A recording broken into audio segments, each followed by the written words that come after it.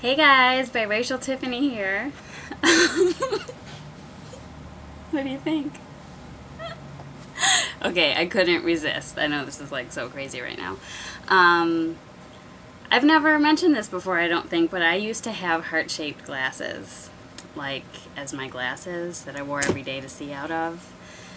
From the 2nd to the 9th grade, I went to high school with blue heart-shaped glasses. And my mom also had heart-shaped glasses. Okay, so now that I've confessed that, that's been like coming back to me lately. So I got these in the mail. But anyway, I also did a little photo shoot today. It was a very biracial photo shoot. With my hair like this, half straight and half curly. And it was beyond so fun. But the reason that it's like so special to me is that I had the idea to do this. I didn't have the glasses on, but anyway, I had the idea to do this like 3 years ago. And like today I saw it happen. And I thought, when I started pondering being biracial, I thought, I wonder if that's why I have such a hard time like manifesting my ideas and stuff like that. Just because I saw like what the world said that black people do and are supposed to do, and what white people do and are supposed to do and expected to do and expect to achieve, versus what black people are expected to achieve. And I didn't really see where I fit into that. And these weren't really conscious thoughts I had, but I just sort of see that maybe that contributed to some of my frustrations. So today, to see that happen was just so wonderful. And also, it was just really fun. I'll put some of the pictures up. But I also asked my mom on the phone about what happened when we went to the monster truck show and the man said the N-word in the car with us. And I asked her on speakerphone, and I recorded it, so I'm going to put that on here. And probably a couple other things she said that I thought were worth listening to. And I have 500 subscribers. Thank you, guys. I would not have manifested that photo shoot today were it not for the Mulatto Diaries. I know that for sure. Can you hear me okay? Yes, I do. Okay, cool. Well, I told you that I made a diary about going to that Bigfoot, well, it was just a monster truck show. There was an incident in the parking lot, and all I really knew was that it was in the parking lot and the word nigger was said, but apparently I had sort of the details wrong. So can you tell me what you remember? Yeah, let's see. We had gone to the tractor pull, or the Bigfoot thing, and you had done a stint with Bigfoot for about 10 days at the Detroit Auto Show. And we were in the vehicle, and I believe we were driving, and it was the driver of the vehicle had a close call with another vehicle, and the other vehicle was clearly in the wrong. It was late at night, and they had not turned their headlights on.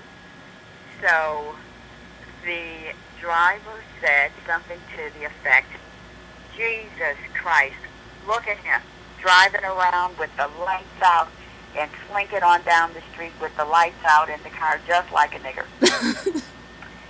And I sat there, and natural inclination might have been to address that, but I thought, you know, I need to teach everybody something here in the vehicle.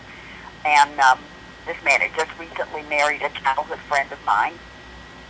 So I opted to say absolutely nothing. I did not react, and neither did you. You were sort of watching me to follow Yeah. the clues. Was there a look on my face or anything? Pardon? Did I had a Your silent little reaction? eyebrows did move up, Uh-huh. and I could see through your little heart-shaped glasses that your eyes were sort of bugged out. But I said nothing. And so you consequently said nothing, and we just remained silent. And we were silent for so long, and everyone else in the vehicle, because everyone else was Caucasian in the vehicle, including my friend from from high school who had married this man who was an executive of a major automotive company, by the way, that had said this. We remained quiet, so quiet as they say you could hear a rat piss on cotton. Right. And then after a very, very long time, I said, you know, it would have been a great thing if we had had Tiffany go down on the floor and curl up inside of the huge tire of Big Wheel, just like she did every day for the Detroit Auto Show. People were just fascinated by you being able to curl your entire body up inside of that tire. Uh-huh. And so I just said it so matter-of-factly that it would have been a great showpiece for them. And so with that, that broke the ice, and he apologized. He apologized for having said that. And, Did he say, I forgot that there were black people in the car? Yeah, he truly had forgotten that we were black, and race just didn't seem to be an issue with him. He was not saying it maliciously, though. He really wasn't. It was just one of those slips, the kind of things that groups of people say when they're in the safety of their own company. But I had a reason for doing that, though, for not saying anything, even though I was known to have a hair-triggered temper at that time. Yeah. I thought if I say nothing. No, I was just going to say that someone asked me what you said, and I thought, wow, my mom, really could be fierce at that time. Yeah. And so I do remember the silence and just the tension. I actually thought that this happened on the way into the event. I didn't realize it was on the way home. Oh, yes, it was on the way home. Okay, but go on, how your temper didn't get the best of you in this situation. Well, I thought, you know what, I would be better served by not saying anything and allowing all of the shame to seep in. And then he would actually be beholden to me. And in fact, we became very good friends. He adored me and his daughter.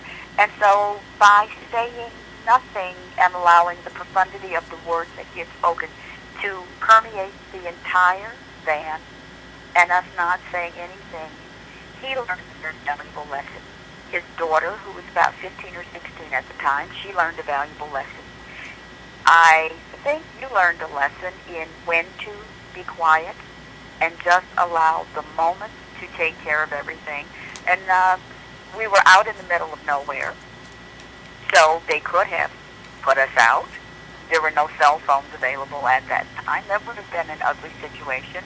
And but I thought I could teach them better by just saying nothing. And he was truly remorseful and ashamed of what he had said. And I think everybody learned a very valuable lesson in that van. And it ended up working out to be a very advantageous situation for everyone. So, sometimes it's better to be quiet.